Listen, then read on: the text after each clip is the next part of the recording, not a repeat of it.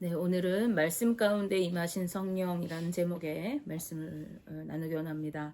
오늘 우리가 읽은 이 본문 말씀은요, 우리가 잘 알고 있는 한 사건의 결말 부분에 해당합니다. 바로 백부장 고넬료에 관한 이야기입니다. 이 사건은요, 교회 사적으로 매우 큰 의미를 갖는 그러한 사건으로 여겨져 왔습니다. 이방인이었던 고넬료와 그 집이 구원을 받고 주님을 믿고 구원을 얻게 된 이 사건은요, 이방인들에게도 믿음의 문이 열리게 되었음을 의미하는 것이고, 또 당시 믿음의 대표적인 상징으로 여겨졌던 할례가 이제 더 이상 권위를 얻지 못하게 되는 사건이 되기도 합니다. 즉 구원은 할례의 유무에 달린 것이 아니라 예수 그리스도를 믿는 것에 달려 있다는 것을 보여주는 그 대표적인 사건이 바로 이 고넬료 사건입니다. 또한 유대주의 전통에 매여 있던 교회, 이제 유대인들 사이에 머물러 있던 이 교회가 세계적인 무대로 확장되는 계기가 되는 중요한 사건이 바로 이 고넬료 사건인 것입니다. 예수님의 명령을 따라서 온 천하에 복음을 증거하게 될 그 시작점이 되는 그 길이 열리게 되는 그러한 사건인 것이죠. 그래서 이 사건은요, 베드로에게도 아주 의미가 있는 것이고 또 교회사적으로도 매우 의미가 큰 사건입니다. 초대교회 당시에 유대인들에게 만연해 있던 그러한 사상이 하나 있습니다. 무엇입니까? 무엇일까요? 그것이 바로 우리가 많이 들었던 선민의식 사상입니다. 유대인들은 하나님께 선택받은 선하고 거룩한 백성이고 반대로 이방 민족들은 선택받지 못한 부정한 백성들이다. 이러한 사상인 거예요. 그래서 이방인들과 유대인이 함께 교제하지도 않고 밥을 같이 먹지도 않고 인사를 나누지도 않아요. 심지어 유대인들은 이방인의 길로 다니지도 않을 만큼 매우 싫어하였습니다. 이러한 사상은 유대주의자들 뿐만 아니라 당시 예수님을 믿고 있었던 성도들에게도 여전히 남아 있었어요. 유대 기독교인들에게요. 심지어 예수님의 제자였던 이 베드로도 이 선민 사상에서 자유로울 수가 없었기 때문에 그는 이방인에게는 구원이 없다 이렇게 생각하고 있었던 것으로 보여집니다. 사도행전 10장 28절에서 29절 앞부분 말씀을 보시면 이르되 유대인으로서 이방인과 교제하며 가까이 하는 것이 위법인 줄은 너희도 알거니와 하나님께서 내게 지시하사 아무도 속되다 하거나 깨끗하지 않다 하지 말라 하시기로 부름을 사양하지 아니하고 왔노라 이렇게 말씀합니다. 우리는 거룩한 백성이기 때문에 이방인과 교제하면 안 된다는 거예요. 그런 사상이 유대주의에 깔려 있었고 유대인이던 베드로에게도 그것을 가지고 있었던 것이죠. 그런 베드로의 생각을 완전히 깨뜨리는 사건이 바로 이 고넬료 사건입니다. 내가 그러한 법이 있어서 너희들하고 교제하고 상종하면 안 되는 것을 알지만 내가 하나님의 명령으로 너희들을 따라 이곳까지 왔다. 이방인에게 왔다. 이러한 얘기인 것이죠.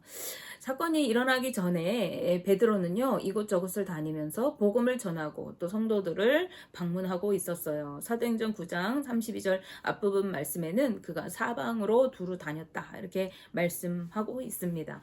그리고 그 여정에서 베드로가 능력을 행하는 두 사건이 뒤이어 등장하고 있는데 그 한 가지는 이제 루타 지역에 살고 있었던 애니아라고 하는 여인이 이제 중풍병에 걸려 있는데 그 여인을 낫게 하는 사건이 일어나요. 그리고 다른 하나는 요바에 살고 있었던 다비다라고도 하고 또 도르가라고도 하는 이 제자가 이제 병이 들어서 죽었어요. 그런데 성경은 그를 제자들 중에 하나라 이렇게 소개합니다. 그래서 그는 믿는 성도였던 것 같아요. 그리고 이 다비다는 사람들에게 존경과 신망을 받았던 인물로 보여집니다. 그래서 이 다비다가 죽으니까 제자들이 사람들을 룻다에 있는 베드로에게 보내요. 그래서 우리 요바로 좀 와다오. 우리 요바에 있는 이 다비다라고 하는 여인이 지금 죽었는데 와서 좀 살려주십시오. 이렇게 베드로에게 간청을 하게 됩니다. 그래서 이제 베드로가 그 간청을 듣고 사람들을 따라서 요바로 건너가요. 그래서 다비다를 살려주게 됩니다. 근데 이 요바에서 이제 베드로가 무두장이 집인 시몬의 집에 여러 날 머물러 있었어요. 그래서 요바에서 머물러 있으면서 어느 날 이 베드로가 이제 기도를 하려고 지붕에 올라가서 기도하고 있는데 배가 고파서 이제 밥을 먹고 싶은 거예요. 그때가 제6시다 이렇게 성경이 기록합니다. 제6시는 우리나라 시간으로 하면 낮 12시를 의미해요. 그러니까 점심시간인 거죠. 베드로가 배가 고파 하니까 사람들이 이제 식사 준비를 막 하고 있었어요. 그런데 이제 베드로는 기도하고 있는 중이잖아요. 배고픈데 막 기도하고 있을 때 베드로가 이제 환상을 보게 돼요. 환상을 보게 되는데 하늘에서 이렇게 보자기 같은 것이 딱 내려와요. 보자기 같은 그릇이다 이렇게 성경이 표현하는데 그 보자기가 딱 내려와서 땅에 펼쳐지니까 그 안에는 당시 유대인들에게 부정하게 여겨졌던 온갖 짐승들, 들짐승, 날짐승들이 가득 들어있는 거예요. 그런데 그때 소리가 들려옵니다. 베드로야 일어나서 이것들을 잡아먹어라 이렇게 소리가 들려요. 베드로는 그 소리에 순종하면서 네 알겠습니다 할 수가 없었어요. 왜 그렇습니까? 거기에 있는 짐승들은 유대인들이 부정하게 여기는 먹어서는 안 되는 것들이었던 거예요. 그래서 주여 그럴 수 없습니다. 속되고 깨끗하지 않은 더러운 것을 나는 절대로 먹지 않습니다. 이렇게 대답하였습니다. 그러자 또 음성이 들려옵니다. 하나님께서 깨끗하게 하신 것을 내가 속되다 하지 말아라. 즉 더럽다고 하지 말아라 이렇게 말하는 거예요. 하나님이 깨끗하게 하셨으니 너는 더럽다 하지 말고 이것들을 잡아먹어라 이렇게 얘기하는 거예요. 이 뜻을 알 수 없는 환상이 한 번 일어나도 이게 뭐지 싶을 텐데 3번이나 연거푸 반복해서 보여집니다. 그리고는 그 보자기가 다시 싹 이렇게 하늘로 올려져 간 것이에요. 이게 도대체 무슨 뜻일까 고심하던 그때에 성령 하나님께서 이 베드로에게 말씀하십니다. 지금 2 사람이 너를 찾아올 것인데 너는 의심하지 말고 그들과 함께 가라. 그들은 내가 보낸 사람들이다. 이 베드로 입장에서 어땠을까요? 참 하나님 희한하신 분이네. 왜 이런 걸 보여주실까? 이렇게 생각이 들지 않았겠어요? 그런데 그렇게 생각하고 있을 때 정말로 하나님 말씀하신 대로 2 사람이 베드로를 찾아왔습니다. 그리고 어떻게 이곳까지 오게 되었는지 설명해 주었어요. 우리를 이곳에 보낸 우리 주인 고넬료라는 사람은 백부장이다. 이달리아 부대의 백부장인데 그는 아주 의롭고 하나님을 경외하는 사람입니다. 그래서 온 유대 족속이 그를 칭찬할 정도입니다. 그런데 그가 기도하다가 천사의 지시를 받아서 당신을 초청하여 이제 말씀을 들으려고 우리를 보냈습니다. 이렇게 얘기하는 거예요. 그는 제자들과 함께 길을 나섭니다. 이 베드로가 그 종들 2 사람과만 간 것이 아니라 유대 기독교인 제자들과 함께 길을 같이 떠났어요. 믿음의 형제들이 함께 동행한 것이죠. 그들이 고넬료의 집에 가보니까 온 일가 친척들이 그리고 고넬료의 가까운 친구들까지 전부 모아놓고 이제 고넬료가 이제나 저제나 베드로를 기다리고 있었어요. 그러다가 이제 베드로가 문에 들어서려고 이렇게 발을 내디디니까 고넬료는 그 발 앞에 납작 엎드려서 절을 하고 영접을 합니다. 아마도 그리고 그를 통해 말씀하실 하나님을 간절히 기다리고 환영하고 싶은 마음을 엎드려 절하는 모습으로 표현한 것이 아닐까 이렇게 생각이 되죠. 고넬료는 자신이 베드로를 청하게 된 그 연유에 대해서 자세히 설명해 줍니다. 그리고 난 후에 사도행전 10장 33절 말씀에서 이렇게 말하고 있어요. 내가 곧 당신에게 사람을 보내었는데 오셨으니 잘하였나이다. 이제 우리는 주께서 당신에게 명하신 모든 것을 듣고자 하여 다 하나님 앞에 있나이다. 이렇게 말씀합니다. 고넬료의 말을 들은 베드로, 그리고 자신에게 미리 환상을 보이시고 이곳으로 인도하심을 받은 이 베드로는 놀라운 고백을 하게 돼요. 사도행전 10장 34절 35절 말씀에 베드로가 입을 열어 말하되 내가 참으로 하나님은 사람의 외모를 보지 아니하시고 각 나라 중 하나님을 경외하며 의를 행하는 사람은 다 받으시는 줄 깨달았도다. 아멘. 무슨 말입니까?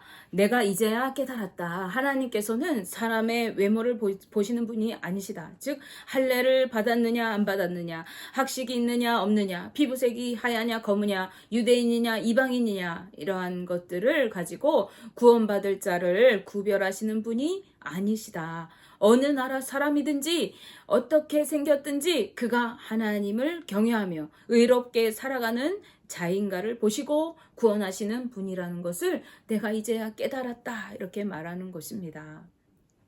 이전까지는 어떻게 생각했어요? 우리 유대인들이 선하고 할례 받은 사람들이 구원받은 자다. 유대인들 사이에 아주 깊숙이 박혀있던 그 선민의식을 가지고 있던 그의 생각, 그의 의식 속에 할례 받은 자들, 선택받은 백성인 유대인들만이 구원받을 것이다 하는 구원의 자격을 가지고 있다 하는 이 생각을 이제 완전히 하나님이 바꾸신 거예요. 이방인들은 구원받지 못하고 부정하고 더러운 족속이다 이렇게 여겼지만 하나님의 뜻은 그것이 아니라 세상의 그 어떤 조건과 눈에 보여지는 모습이 아니라 그 사람의 중심에 참으로 하나님을 경외하고 있는가, 여호와 하나님을 두렵고 떨림으로 섬기면서 하나님 말씀대로 순종하며 의롭고 올바르게 살아가고 있는가 하는 것을 보시는 하나님이시구나, 이것을 알았다는 거예요. 이 사건을 경험한 베드로는 이후 바울이 이방인에게 복음을 전하고 세례를 베푸는 것으로 바리새인들이 문제를 삼아요. 야, 이방인들이 할례도 받지 않았는데 무슨 구원을 얻느냐, 너는 왜 그 사람들에게 복음을 전하고 세례를 베푸느냐, 이런 것으로 이제 시비를 걸려고 해요. 그래서 예루살렘에서 회의가 열립니다. 그때에 이 고넬료 사건을 들어서 베드로가 바울을 옹호하게 돼요. 이방인에게도 하나님 성령이 임하시는 것을, 나를 통해서 하나님께서 역사하시는 것을 내가 보았지 않았냐, 이렇게 변호합니다. 그를 통해서 이제 이방의 복음이 더 활발하게 전해지고 예루살렘 교회가 이방인 그리스도인들을 인정하게 되는 그러한 일이 일어나게 돼요. 자, 다시 본론으로 돌아와서요. 베드로는 예수님에 대하여 이제 증거하기 시작합니다. 즉 예수 그리스도를 통해서 온 땅의 복음이 전파되었다는 것을 말하고, 또 하나님께서 예수님께 성령과 능력을 부어 주셔서 성령의 그 능력으로 선한 일을 행하게 하시고 마귀에게 눌린 자들을 고치셨다. 이것들을 증언합니다. 또 유대인들이 예수님을 십자가에 달려 죽게 하였지만은 하나님께서 그를 다시 3일 만에 살려내셨다. 그래서 우리에게 다시 그 몸을 나타내셨다. 그리고 이제 부활하신 예수님께서 제자인 우리들과 함께 식사를 하시면서 주님을 전하도록 명령하셨다. 이렇게 복음을 증거한 것이죠. 사도행전 10장 42절 43절 말씀 보실게요. 우리에게 명하사 백성에게 전도하되 하나님이 살아있는 자와 죽은 자의 재판장으로 정하신 자가 곧 이 사람인 것을 증언하게 하셨고, 그에 대하여 모든 선지자도 증언하되 그를 믿는 사람들이 다 그의 이름을 힘입어 죄 사함을 받는다 하였느니라 라고 말씀합니다. 즉 예수 그리스도를 믿는 자는 죄 사함을 받고 구원을 받는다 하는 이 복음을 전한 거예요. 베드로가 복음을 전하자 말씀을 듣는 모든 사람들, 그곳에 모여있던 사람들에게 성령이 임하였습니다. 성령의 임재를 경험한 그들은요, 방언을 말하고 하나님을 높이고 영광을 돌렸어요. 이 모습은 마가의 다락방에서 제자들이 경험했던 것과 똑같은 모습이었습니다. 그러자 베드로를 따라왔던 유대 그리스도인들이 그 모습을 보고 매우 놀랐어요. 야, 유대인이 아닌 이방인이, 그 이방인인 고넬료와 그 집에 있는 모든 사람들이 우리들과 똑같이 하나님의 성령의 임재를 누리고 또 방언도 하고 또 하나님께 영광도 돌리고 이러한 모습이 일어나네 하는 것으로 그들이 놀랐던 것입니다. 베드로는 성령을 받은 그들에게 세례를 베풀어 주었습니다.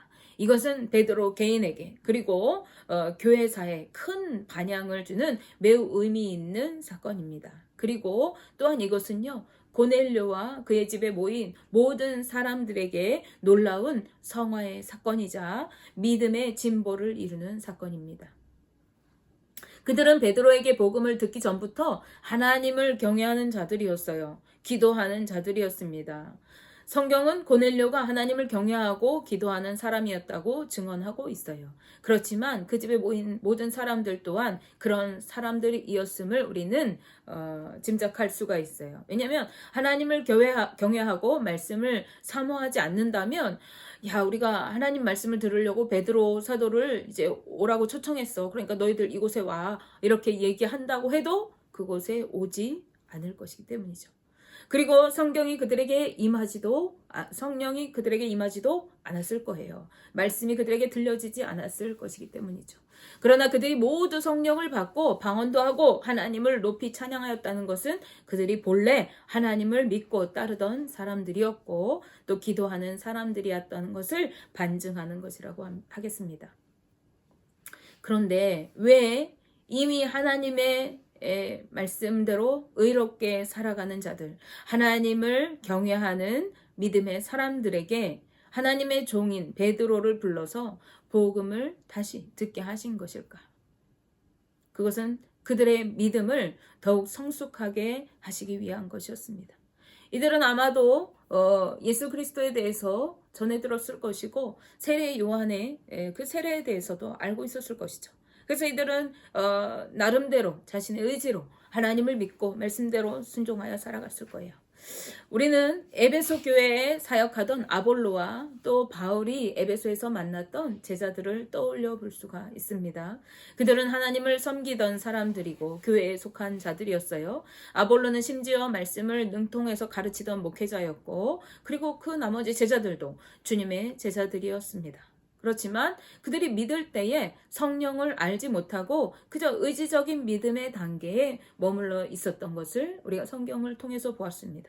그러나 바울이 그들에게 안수하였을 때 성령이 임하였고 방언도 하고 예언도 하고 이전에 맛보지 못했던 믿음의 성숙 단계에 이르게 되고 영적인 세계에 들어서게 되었어요. 이와 마찬가지로 오늘 고넬료의 가정 또한 하나님을 믿고 하나님의 뜻대로 살아가고 하나님을 경외하고 말씀대로 의롭게 살아가던 사람들이었습니다. 사람들에게 칭송을 받을 만큼 그들은 삶의 올바른 삶을 살았던 사람들이에요. 그러나 그 단계에 머물러 있어서는 안 되는 것이죠. 의지적인 믿음의 단계에 머물러 있어서는 안 되는 것입니다. 그렇기 때문에 하나님께서는요, 그들에게 베드로를 보내시고 그에게 말씀을 통해서 진리를 깨닫게 하시고 성령을 부어주셔서 성숙한 믿음으로 나아가게 하신 것이죠. 고넬료 사건을 통해서 우리는 성령 하나님이 기도할 때뿐만 아니라 성경 말씀을 들을 때에도 임하신다는 것을 알 수가 있습니다. 그러므로 우리는 믿는 성도들로서 언제나 말씀을 가까이 하고 말씀을 통해 부으시는 성령의 은혜를 누리며 살아가야 하겠습니다. 그런데 여기서 중요한 것이 있어요. 말씀을 들을 때에 어떤 마음을 가지고 그 말씀을 듣는가 하는 것이 매우 중요하다는 사실입니다.